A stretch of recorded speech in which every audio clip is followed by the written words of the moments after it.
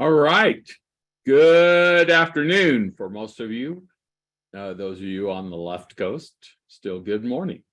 Welcome to our April Association Essential Series course called Financials 101.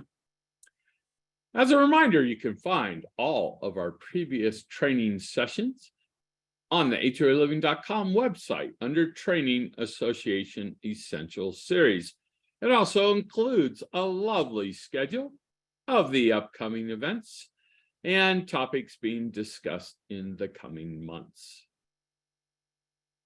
Couple of general announcements. We announced this in our legislative updates, federal and state, at the beginning of April, but we do have a $2,500 HOA Living Education Scholarship opportunity now for anyone who is going to college, any age, that lives in one of our managed communities. You may scan that QR code right there, and all the information, rules, qualifications, and submittal process can be found. Also, some other QR codes and information for you on ways to connect with the HOA Living family. Once again, my name is Michael Johnson. I am the CEO of the HOA Living Company's proud member of the Community Association Institute Board of Trustees and proud faculty member. Let's go. Association Essential Series Financials 101. Most of you serve on your board of directors, and we thank you for that service that you provide. You're volunteers. And there's a lot of different things that are thrown into your arena to accomplish. And best practices, nonprofit corporate law, and industry standards require that you use a duty of care, which is to act reasonable and be informed when you are in your capacity as a board member. When you're in your capacity, like me, as just a father, I don't have to be reasonable and I don't have to be informed. I just make the rules, okay? But when I'm on a board, I have a duty of care to be reasonable and informed in the things I'm doing on behalf of the entity I'm on the board for. I also have a duty of loyalty to act in good faith and in the best interest of the community as a whole. I can't just look at my needs in my community, in my association, and make decisions that just visually or aesthetically please my eye outside just my front door. I have an entire community, maybe 300-400 townhomes, homes, condos that I'm responsible for when I'm on the board. So I have to act in the best interest and in good faith for all the community, not just maybe where I live. Treasurers. This is a Financials 101 today. And so let's talk about treasurers and their authority. They are the financial voice of the board and the chief liaison to financial specialists. Prepare, plan budgets, comparing needs with the reserve study and actual history. And we'll talk about budgets today. Excuse me. Follow, uphold budgets, review financials and ensure reserves are being funded, and report to the board the current situation of the association financially. Now, most of you, and we obviously are biased and highly recommend that you use professional management. And professional management takes, under the treasurer's authority, most of these tasks off of the treasurer's plate. It doesn't take the responsibility of the treasurer away, but the day-to-day, the minutia, the administrative tasks are handled by professional management. Professional management, if it's in your agreement, management agreement, contract, will draft budgets and help you identify the issues. Will execute collecting assessments, processing payments, and we'll look at actual versus budgets. And we'll compile and it's automated, right? It's through your board member portal, through the fancy software, your monthly financial reports, so that they're there and ready for you to maintain transparency. Some of the other things we do under contract as your professional managers are maintain all the financial and accounting records, oversee investments, oversee assessment and delinquency procedures, prepares, presents budgets, files your income taxes, and we'll work with the reserve specialist, with CPAs, with insurance, the other stakeholders when it comes to a community's financial health. Once again, we don't have independent authority to do any of this. It's through the contract, and board treasurer, you can't give away the responsibility, but you can delegate the task. That's what we're talking about here.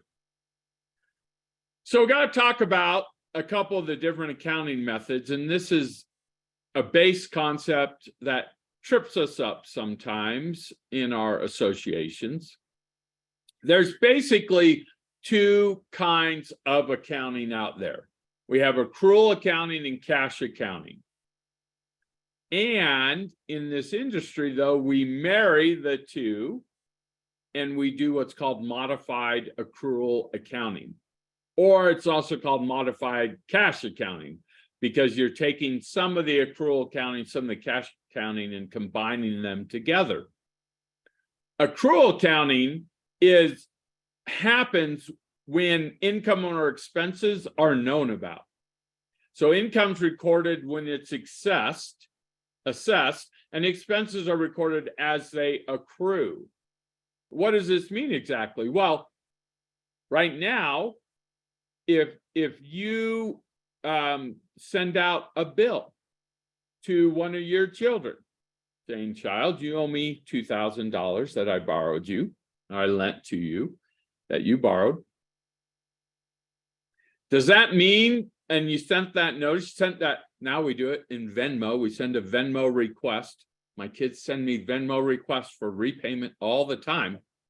Literally paid for everything I ever gave them their whole entire lives. But if we go out and they buy me a swig soda for $4, they send me a Venmo request like in 2 seconds, right? Where's my $4 back, Dad? Well, if I send out to my kid a $2,000 bill, does that mean I have $2,000 in my account? No, it means I billed for it, but I have not received it. So that's accrual. It goes on the books when you incur, right, the expense or the income. When it's billed, doesn't mean you have the money. On expense, say we sign a insurance agreement to make 12 equal payments of $1,000 a month. Well, in the accrual of expenses, you would book all $12,000 now, today, as you make those installments, and then accrued amount owed would go down by $1,000 each month, cash would go down. That's accrual on expenses. So now I got you all confused. Let's go to cash accounting, because this one's easy. Cash income is recognized when we get it, and expenses exactly when we do pay them. So on income, in our example with sending our child a $2,000 bill invoice, then we book that $2,000 when we get the check from our child, or however we get the money, and then we put it into the account. That's cash accounting. So if we look on our accounting report and it says we have $2,000 in cash accounting, well, we have $2,000 because it's come and we put it into the bank. Now, if you're under 30, you probably don't know what a checkbook and check register even is. But if you're over 30, this is a checkbook, right? When you received money, you wrote it in the plus column, and then you added it to your balance total. And then when you wrote out a check or withdrew money from the account, you put it in the minus column, and reduced your balance. That's cash accounting in its simplest form. But what is there a problem with cash accounting? You bet. What if you have 2,000 in your account, but you owe the insurance company $1,000 a month for the next 12 months, or say there's 11 months left. You've only paid one, the first installment of 1,000. Now you have 2,000 in your account, and you're like, I have 2,000. I'm going to go spend 2,000. Well, you're forgetting that you have 11 more payments of 1,000 owing to the insurance. Unless you have some more income come in, you're not going to have the money to make that payment. So what we do, and what's best practice in the association industry, is to use a modified accounting. It used the accrual part of income accounting, of accrual accounting, and it used the expense part of cash accounting.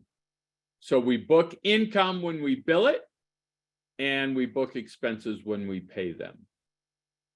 I'm not really sure the history, but this does work out well, because it allows us to know how much money we have coming in or is owed to us, because it's all up there, it's already been booked. And then we can run another report to see how much that money hasn't come in, right? And on our financial reports for your association, you'll see cash accounts, and you'll see accounts receivable, money that's coming in later. Doesn't mean you have it, you can't spend it, but you know it's coming in. But expenses are accurate as to when they are paid. We don't really pay attention that we're going to pay each month an installment payment. Even in landscaping contract, which is like a 7 or 8 month contract, pure accrual accounting would say you book all that money for the whole season. And we do the cash accounting method for expenses instead. So financial reports. Financial reports are key, no matter what accounting method you have, to understand what your cash on hand is, what's owed to you, what you've paid, what you need to pay. So our typical financial reports that we provide our clients and we upload to the portal are these: balance sheet, the accounts receivable aging report, a statement of revenue and expenses, a GL trial balance, and a bank reconciliation. And we'll get into them a little bit in detail now. Now, Vanica is our customer and board reporting software solution. And so board members that are clients of ours currently, you can go into Vanica anytime, go into the reports and pull up there's tons of available reports. But you don't have to contact us to run a report. You can go run those reports anytime you want. Now, what is the balance sheet? Well, it has to balance. That's why it's called balance. And a balance sheet is a moment in time, one moment in time. So if I can't run a balance sheet for January 1st, 2023 to April 26, 2023. It's not for a period of time. I can run it for January 1st, or I can run it for April 26th, but it's for that moment in time. And it tells us how much cash assets that we have. And for 99.9% of community associations, that is found in a checking account, a money market account, a savings account, a certificate of deposit, or some other cash account. And then you see on there the A/R, it's tiny, but that is your accounts receivable. That's how much money still to come into your association that you've built. Now this is showing $60,000 in accounts receivable. That's quite a bit of money. So, but how much do they bring in each month? If the association brings in $1 million, then that's only 6% a month. If they bring in 10,000 a month, then that's 6 months worth, and that would be concerning. So you got to know. And this one's as of February 28th. Good chances is from an annual billing community, and it was billed in January, and the funds are coming in the first part of the year. We don't necessarily know, it's not necessarily relevant, but you want to know what your accounts receivable balance is. Your liabilities are money you owe to others, and we book the money you want to put into reserves to fund your reserves as a liability. That way you know if you are or not keeping current on what you have decided to do for reserve funding. And then you have your net income, your value, you add those together, liabilities and your capital, that equals your assets. That's a quick sign always to look that if the balance sheet is not balanced, if assets do not equal liabilities and equity, then there's a problem. The statement of revenue and expenses is the opposite, right, of a balance sheet. So balance sheet, one moment in time. Statement of revenue expenses is a window of time. On this report, it's February 1st to February 28th. It could be January 1st to April 26th. It could be January 1st to March 30th. It could be or March 31st. Could be for the first quarter, or it could be January 1st to 2022 to December 31st to 2022. It's a window of time, and it shows exactly what it's called: revenues and expenses. Here's money that came in to the association. 90% of it is your assessments that you bill, but you might have late fees, you might have clubhouse fees, key fees. You might make some money because you have a billboard in your community or a cell phone tower. You might have soda machines or laundry machines. That's all your revenue. And then you have your expenses. Where did we spend money? Management, insurance, landscaping, janitorial, postage, copies, all the different things, right? So it's a statement of revenues and expenses. This report is called a lot of different things in our minds. They really go with different kinds of businesses, but you also hear this called an income statement. And people say, I need the income statement. Well, this is an income statement, but it's also an expense statement. So it's both. You also will hear it called the profit and loss. If you're a for-profit entity, your profit is money coming in, your loss is money going out. You add, subtract, you get a net number at the end. If it's a positive number, that's profit, meaning you brought in more than you spent. And if it's a negative number, which in some reports are in red, some reports they have a minus in front of them, some reports they have parentheses around it. And if you spend more than you brought in this window of time, then that's a net loss. So that's sometimes called profit and loss. We like the statement of revenue and expenses. That's the most accurate. Then you want to have that AR aging report, accounts receivable aging. This tells you how much money is outstanding as of February 28th. And it breaks it down to what those fees are. And this particular example has 1 million different categories for display purposes, of course, and it shows how much in each of the different revenue or income categories is outstanding. And then it breaks it down and tells us, the folks below, who owes, how much they owe, and how long they've owed it. So you want to have, and you can see on the pie chart, how much of that is current money, about 1/3 of it.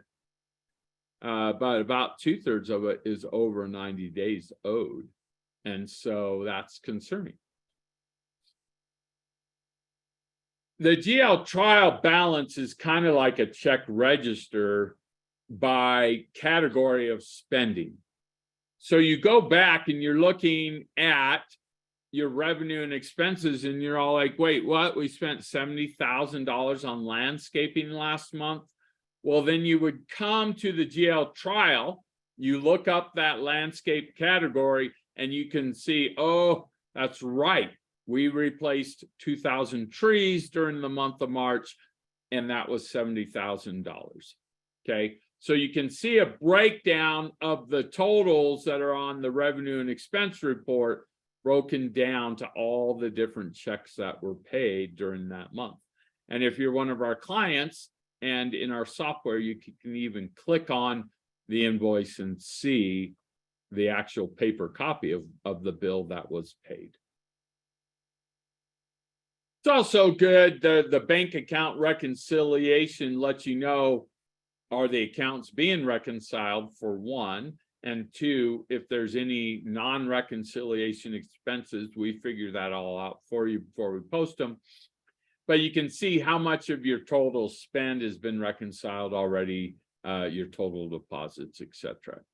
Always good. The key thing with reconciliation isn't really the numbers, is that is your management company reconciling your account on a regular basis? We obviously do this in real time, all the time, with our banking partner, First Citizens Bank, CIT, and for our clients. But clients, when you have your money at some random credit union or some random different place, you got to make sure that your management company is getting those statements. And a lot of times those savings accounts, boards don't like to have it go directly to management company for some reason. That's fine. Talk to your financial institution. They'll often do duplicates. They'll send one to you, they'll send one to us. But the accounts that don't get reconciled are, if we don't have a bank statement, then we can't reconcile it.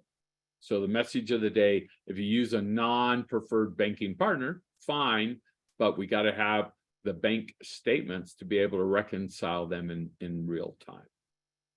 Let's talk about budgeting for a little bit, because it's such a huge part of our community association's financial picture.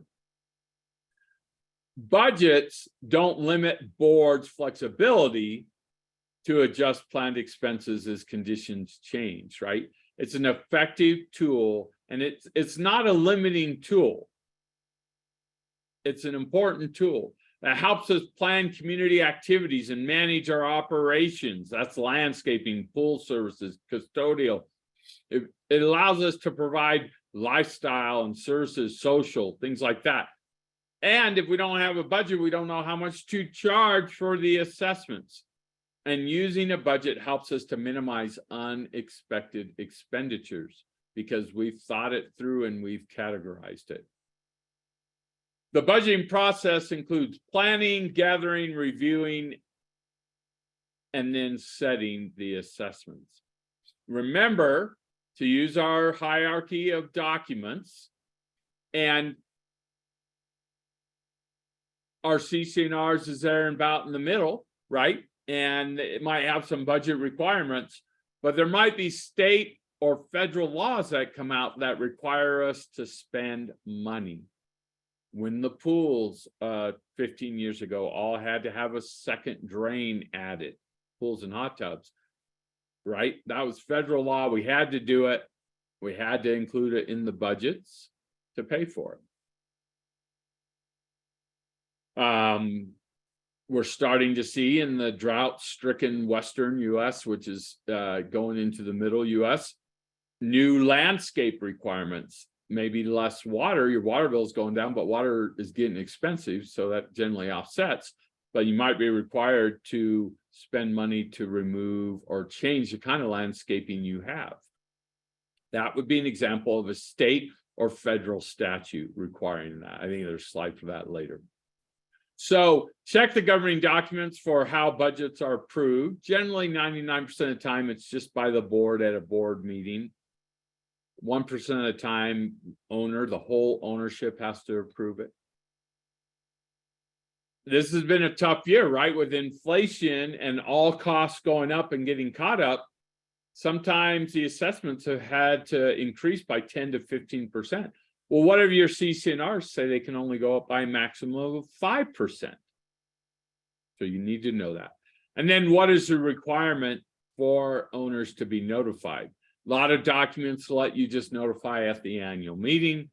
Some say a budget has to be sent to all the owners by 60 days in advance of the calendar year, so by November 1st. Sometimes it says it just has to be posted on a website and you need to communicate it. Just know what those are. There's two ways to budget: historical trend and zero-based. If you've been around for a few years, we can look at your previous year's history and build a budget based on the previous years. And we know water is going to go up 15%. We know that gas and anything for lawnmowers and vehicles and any of those kind of things going up. We've seen, and we've already talked about this year, that insurance rates have gone up dramatically across the entire country because of natural disasters. Well, you know, we're headquartered in Utah and have hundreds of clients in Utah. The Utah market has the smallest increase in insurance rates in the country. However, it's still significantly more. So you look at the past, you know what the percentage increases are going to be, and then you set your budget. Zero-based means you start with a blank slate completely every year. There's really no reason for an existing association to do this, but when a builder calls us and says, hey, I'm going to build 200 homes in this town, and I'm going to do a clubhouse and 2 pools, and it's going to have you know, a gate, automated gate, and we're going to pick up the trash from each of the units ourselves. And oh yeah, I want a security guard. Okay, we take all those, start at zero, figure out how much they're going to cost. We're going to build a budget. That's zero-based budgeting. Once again, if you have questions, you can put them in the question and answer. Neil is our moderator today, and he's going to be answering some of those questions through typing the response, but then at the end of the session, we'll also have some time for some Q&A as well. So hold on to those questions or type them in. So how do we build our budget? Well, we use all these financial reports we talked about.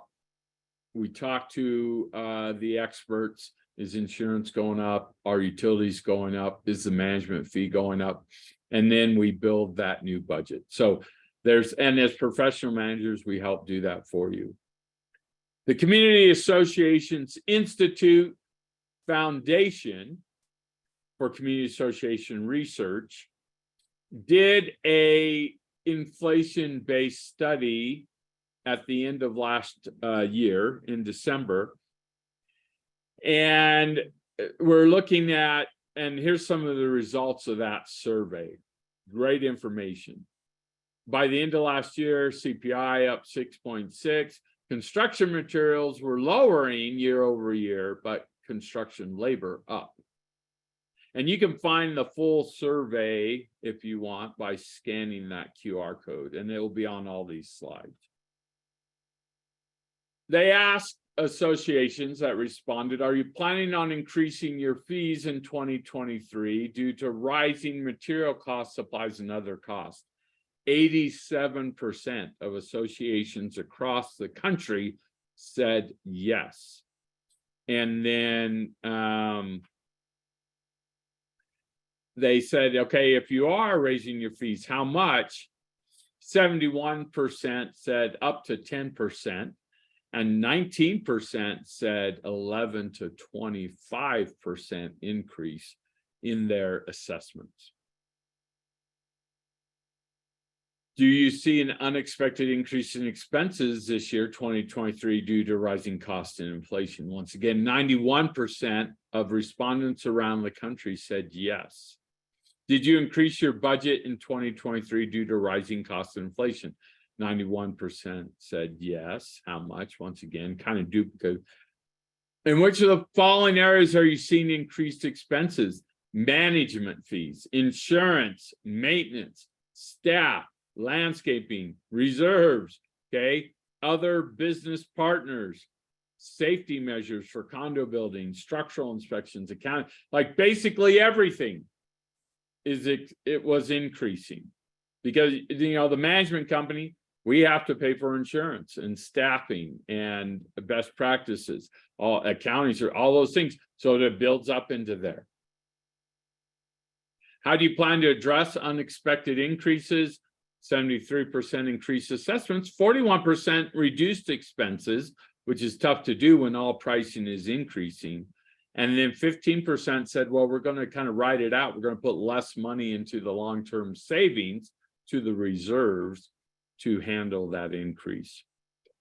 For those that are reducing expenses, 40% are deferring maintenance. So they're trying to get more life out of their things before replacing or restoring or upgrading.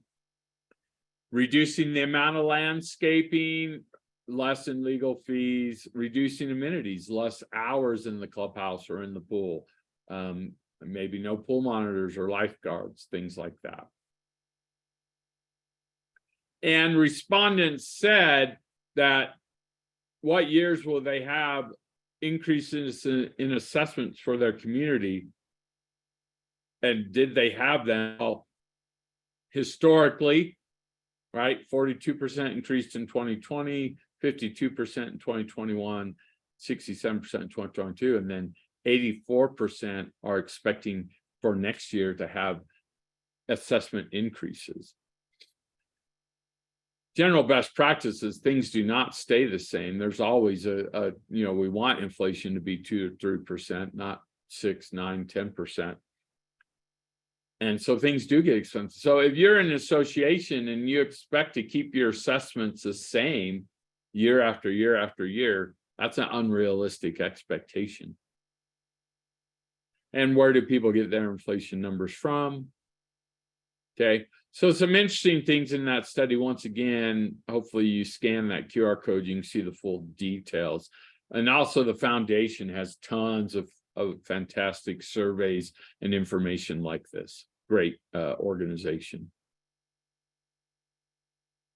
So reserve studies, that's obviously a big component because this is the money. This is a study that tells us how much money we need to be setting apart today to replace that roof in 17 years, to replace the asphalt in 4 years, to redo the pool liner in 11 years, to redo concrete and asphalt and siding and paint, all the things the association is responsible for. So reserve studies include how much you should already have in your fund today, how much you need to save each month. They'll review the governing documents, they'll do a site visit and financial analysis. Check your state statutes. It's not, I mean, there are some commonalities, but for instance, in our Utah market, you have to have a site visit every 6 years, has to be updated every 3 years, and other markets similarly. And the reserve study will lay out the next 30 years. It's a 30-year plan. It'll say in 5 years, we're going to redo the asphalt. In 10 years, we're going to redo the mulch at the playground, asphalt again, repaint, railings, replace pool equipment. It's giving you a 30-year roadmap of items to do, and more importantly, how expensive they are going to be. And accounting for unpredictable issues, right? If you had a reserve study done last year, you're pretty set because it used the worst case scenarios with inflation and the cost of materials and cost of labor. But we need to look at, you know, are there new building codes for sprinkler systems if you're in a stacked product? Are there updates? Now, remember, we're not subject to Americans with Disability Act unless you have a common component. Do you allow the Joe public to use your pool, Do you have swim team or water aerobics, or do you rent out your clubhouse for wedding receptions? That could make you subject to ADA requirements. And I hinted at this, right? In the drought-stricken Midwest and West, which you want to know from the amount of snow the West got this year, but still need to think smartly. A lot of states passing legislation that requires different kinds of landscaping, xeriscaping, things like that. There might be some water savings, but the cost of changing out all that landscaping is expensive. So when we're reviewing our revenue, the money we have coming in to our associations, we have assessments, interest from our money and savings, which interest is really good right now, right? Normally, we're making very little return, but if inflation's high, the interest rates are high, so we're making more money, but it's not significant unless you have millions of dollars in the bank. And a couple of you do, and congratulations, you're funding your reserves. And then what's your other income that you get? Do you rent out storage units and the clubhouse rentals, stock bars, laundry machines, all things that we talked about. So to set the assessments, a regular assessment, if we have, if we need $100,000 for our annual association budget, and we have 100 units, well, and it's all equal, everyone pays an equal share. That's 100,000 divided by 100 equals 1,000 per unit. You divide that by one payment a year, so they pay 1,000, or quarterly payments, they pay $250 a quarter, or 12 equal monthly installments, and then we're like $83.33 a month. That's how you do it. Now, if you're in a condominium building, high likelihood that different units of different sizes and different floors, different locations have different values.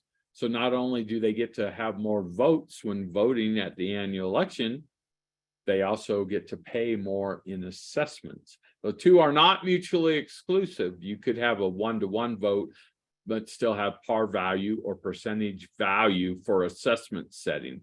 And that's important to remember. I like this quote by Bob Norland, the founder and CEO of one of our reserve companies nationally, Association Reserves. He says, deterioration is constant, deterioration is expensive, and deterioration is predictable. So the board should be setting aside funds on an ongoing basis to offset the deterioration.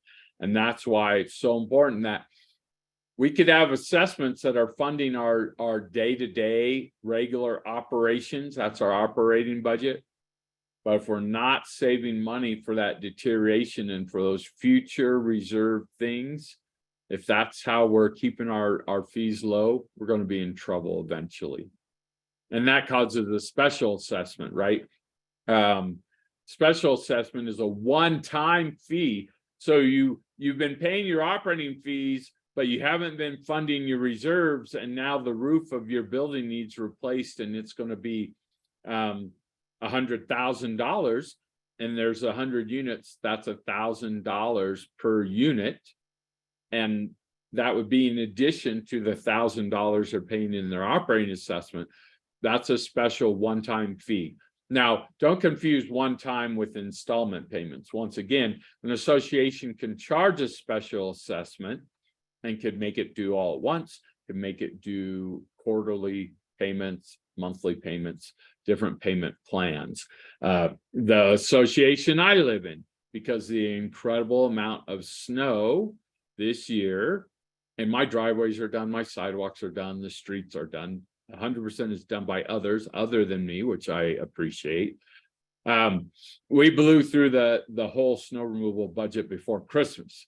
And so I just wrote a check for a one-time special assessment for $393.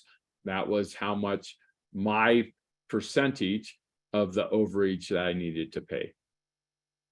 But I could have made monthly payments if I wanted to pay more, and I didn't. So I paid it all at once. So assessment increases might be necessary and going back to your duty of loyalty, duty of care, you have a fiduciary responsibility to manage the funds properly and avoid increases for temporary fixes that shortens your long-term need for monies. A lot of times boards don't like to be the bad guy. They don't want to be the board that raises assessments. Well, the piper's going to come calling, and there's going to be a special assessments for underfunded reserves or for deferring maintenance or not doing preventative maintenance on a regular basis. You're creating a debt somewhere. So be the board that is financially responsible and takes your fiduciary responsibility seriously and keep assessments where they need to be. Remember, the budget is a guesstimate. You can change it, and it's a tool. It doesn't limit your ability. You can't say, well, we only budgeted this.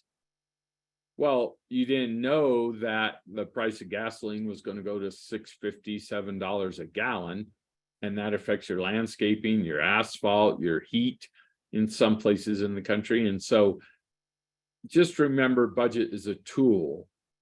It's not the sole solution. By having that budget will help you identify. It's very easy. When my association said we had $83,000 for snow removal and we spent $150,000, almost double, I could see on that one line what they, and I could see that $83,000 was how much approximately the last several years had been for a regular winter storm. So if you have a budget, it's easier to communicate to homeowners what's going on. We want to be transparent. It'll help them. They won't like the assessment increase, but it'll help them digest it better. And here we are. Questions and answers. Mr. Neal, do we got anything? There haven't been any questions that have come up so far. It's probably the excellent writing of the material, which was Neil. No, and the delivery, yeah, probably is why. Now they're popping up. Okay. there we go. All right, so we've got Richard, who would like to ask a question. Richard, welcome. What's your question? Hey, Michael. So a couple things. The first thing is the material is great. Are you going to be sending out a copy of it? Yes. So a Okay. recording and the slides Excellent. will be available at the training tab at HOA Living, generally by this time tomorrow. So I have to go into the website to find it? Or I believe, Neil, are they still emailing the people who registered for the course? Do email them, but just to say it's available and link to the website. So at least okay. the website's linked, so it's easier than having to type it in. But yeah. You'll send me instructions on how to get to it? Yep. Okay, thanks. Thanks, the other Richard. thing was, I don't know, I'm curious, Michael, about your, I know there's another topic in the future about reserve studies. We had a reserve study done a few years ago, and I found that, they charged a lot of money for it. We got a fancy booklet, but a lot of the assumptions and repairs and even lifespans were incorrect. So in the end, I felt like it was a waste of money. And I believe, because I'm also in Utah, that we can actually conduct our own study. So I was just going to ask what state. So yeah, in Utah and several other states, you are allowed as a board, you don't have to hire a professional third-party company. Yep. The number one reason for hiring a company is it removes liability, right? Yeah. So if the board or committee or an individual person had done the reserve study like you talked about and it was full of errors, then there might be some liability there from other homeowners. If the company didn't, it's full of errors. Hopefully they have errors in emission. I don't know, all the details, but there is some very cool new product out there, and we'll talk about it in the reserve AES, Great. there are now like subscription service reserve studies where you get it all on the computer and you can move things around as a board. You know, the reserve specialist only seen it every 3 years. Well, maybe we have 3 horrible winters in a row, and now our roof that had a 12-year lifespan really only has like a 6-year lifespan left. You can go modify those and see how it will work. It's more expensive product, but I think it's a more accurate product because we can do it in real time. You can change it on the fly. Yeah, change it on the fly, and it reports back to the web services that communicate material and labor costs in that part of the country. So it's taking changes plus changes in the cost to replace thing and works it all together. I really like the product, but once again, it's an expensive product, or it's more expensive. I think it's worth the value, but Neil, make sure that we cover some of those different. Yeah, I'd very much like to hear about that. Okay, we'll make sure Thank you. do. Thanks, Richard. Any other things out there, Neil? No. That's the way I like it. We got things to do. People got money to spend. They got tight budgets. They're getting good reports. And if you have any question about your financial reports or just want some help on how, if you're one of our customers, how to navigate and how to get into those reports, please talk to your community manager or Neil. Would be glad. And there's some videos that will show you how to get into those reports. If you are happy, if you are just so happy with today's presentation, we ask you, if you're a client of FCS Community Management or Community Association Management, please scan that QR code, go to Google, give a little happy review for us. That's all the pay we need. Lets us know that we're doing a good job. If you're a client of another management company and they're doing a good job for you, go give them a good review as well, because all of us in this industry get a lot of bad reviews that are not deserved. And so anytime you give a good review, we appreciate that. Once again, we're going to do this again in about 4 weeks. I don't know, 4 or 5 weeks. I can't do math. It looks like it's 4 weeks. Wednesday, the 24th of May, which is a great day here at the corporate mothership, because we call that Best Estate Day, because the HOA living companies in the state of Utah won Best Estate for the 3rd year in a row. And that is the night of the award show. And so we dress up and celebrate. And you know what? Could do none of it without you, our fantastic customers and homeowners and clients. So thank you very much for your time today. This recording, the slides should be emailed out to you, the links to them anyways, and you can find them on our website at another time. Please be safe out there. Enjoy spring. It's nice that it is actually here, and it's been a pleasure being with you today. Thank you, Michael.